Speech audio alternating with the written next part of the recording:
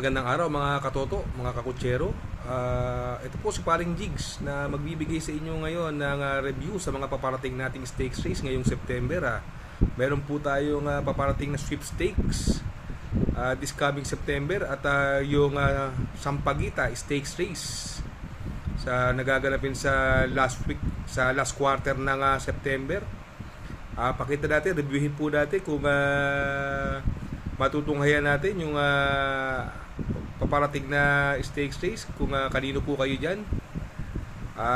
Ito po, panoorin nyo ang mga video at kayo na po ang humusga kung kanino po kayo. Ito po yung 2-year-old maiden trial race kung saan ang nanalo po rito ay ang kabayo ni SILG Secretary Laluna, nasakay ni Patricio Dilema. Minamagaling po nila to. Panoorin po natin dito takbuhan nila ng trial at ang nasegundo pwesto po dyan ay si Be Kind. Yan, dinajab ni Be Kind sa loob. Nasa labas po si Laluna. Tersero pwesto si Sunset Beauty.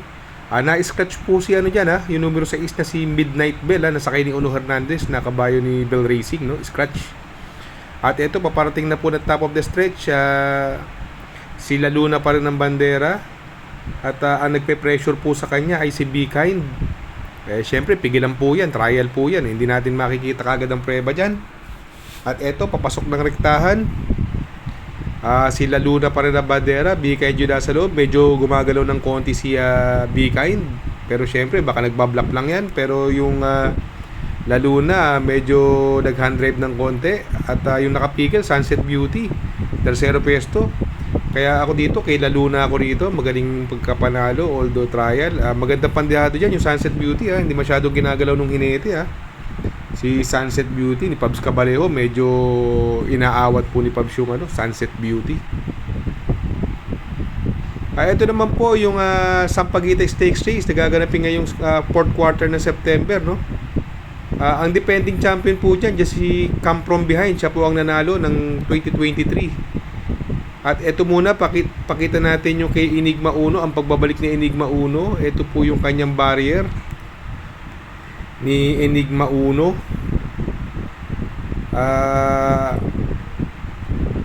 Nung March 21 po yan, 2024. At siya po yung bandera sa loob. Si Batang Manday nasa labas. Tersero pwesto si Hakim.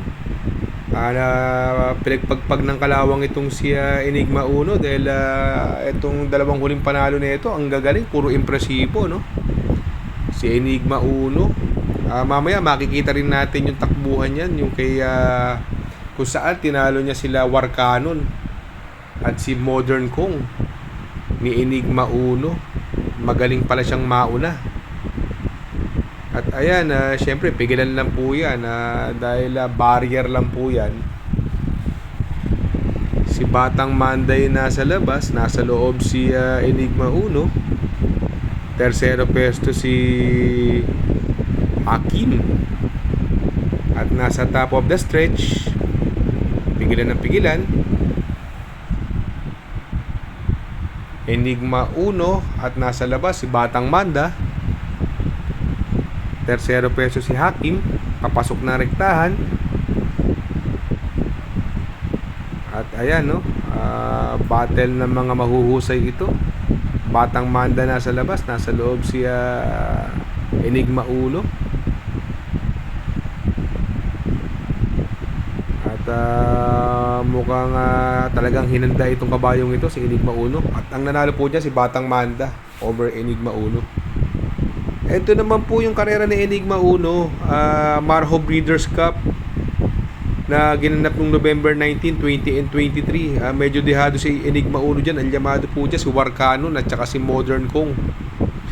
2,000 meters po ang karera dyan. Wala nang pinauna si Enigma Uno, bandera po siya. Si Charm Campaign yung nasa labas. Si Catbell yung nasa loob. At 3 wide si Modern Kong, bugaw po si Warcanon. At papasok po ng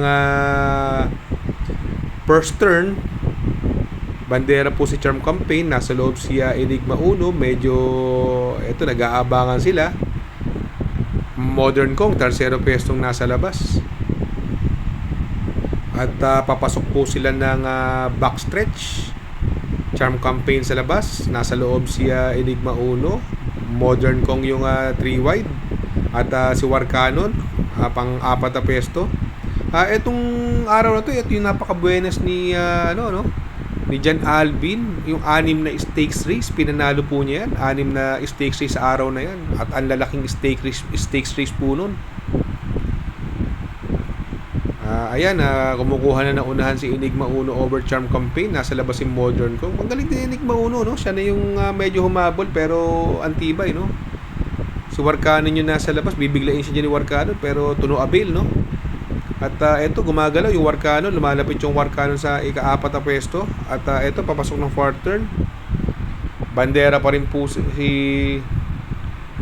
Enigma Uno over Modern Kong. Ang gandang laban nito, no? Talagang sinalo lahat ni Enigma Uno yung mga humabol sa kanya, no? At ayan, bandera pa rin po si Enigma Uno. Ang tibay, no? Over Modern Kong. At nagpapagalit sa labas si Warcanon. At still, Enigma Uno, palayo po siya, no? Nalo po siya rito ng mga 2.5 kabayo over Modern Kong, Warcanon. Aabangan po natin yan sa parating na Sampaguita Stakes Race. Magaling. Mabuting kabayo to si Enigma Uno.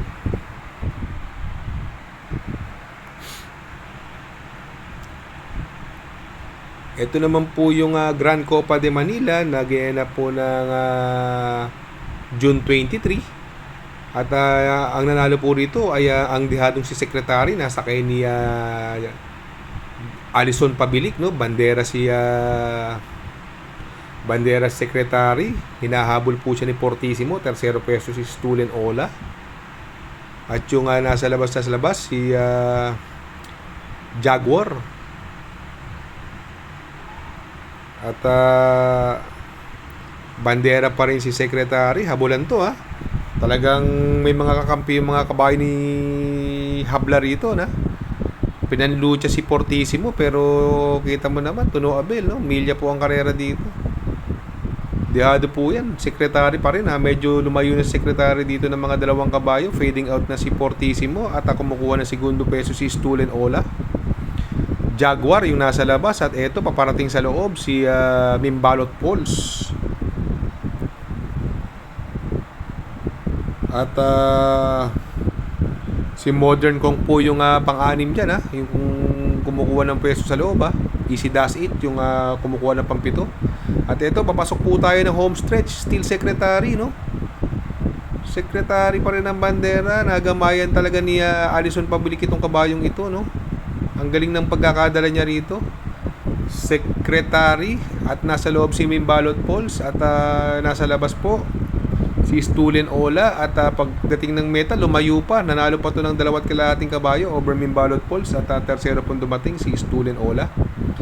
May panalo po yan, abangan po natin yan sa Sampaguita. At papatnubayan na po yan ni Jeffrey Sarate, no?